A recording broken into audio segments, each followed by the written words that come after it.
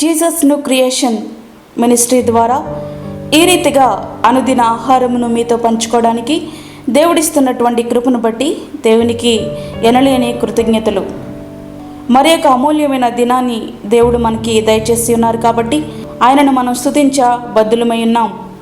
పరిశుద్ధ గ్రంథంలో నుండి రోమీయులకు రాసిన పత్రిక 6వ అధ్యాయము 23వ వచనం. పాపం వలన వచ్చు జీతము మరణం. మరణం అంటే ఏంటంటే ఎడబాటు.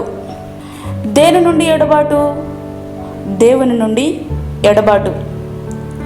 దేవుడు మనిషిని నిర్మించినప్పుడు మరణాన్ని ఆయన నిర్ణయించలేదు, కానీ ఆ మనిషి చేసినటువంటి పాపమే అతనికి మరణం అనే జీతాన్ని తీసుకుని వచ్చింది.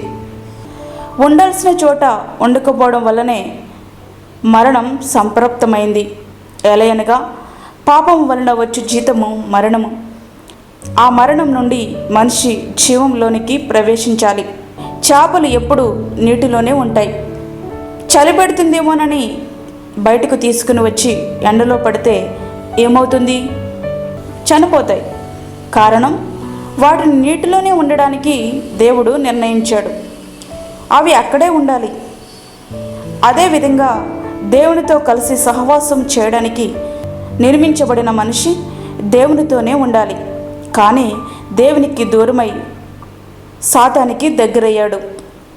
కనుక ఆ మరణం నుండి మనము జీవంలోనికి ప్రవేశించాలి. అదెట్లా సాధ్యం? ప్రభువైన క్రీస్తు యేసు శిలువ మరణం ద్వారానే సాధ్యమైంది. ఆయన మరణం మనకి జీవాన్ని ఇచ్చింది, తండ్రితో సహవాసాన్ని పునరుద్ధరించింది. మనము తండ్రితో కోల్పోయిన సహవాసాన్ని తిరిగి ప్రారంభిద్దాం. దేవునితో ముందుకు సాగిపోదాం. ఎప్పటి వరకు అంటే మన గమ్యం చేరేంత వరకు. ఆ రీతిగా మన జీవితాలను సిద్ధపరచుకుందాం. అట్టి కృప ధన్యత దేవుడు మనకి అనుగ్రహించునుగాక. ఆమేన్. చిన్న ప్రార్థన చేసుకుందాం. పరిశుద్ధుడైన తండ్రి, ప్రేమగల యేసు ప్రభువా, నీ ప్రేమగల పాదములకు లెక్కలేని స్తుతి స్తోత్రములు చెల్లించుకుంటున్నాను.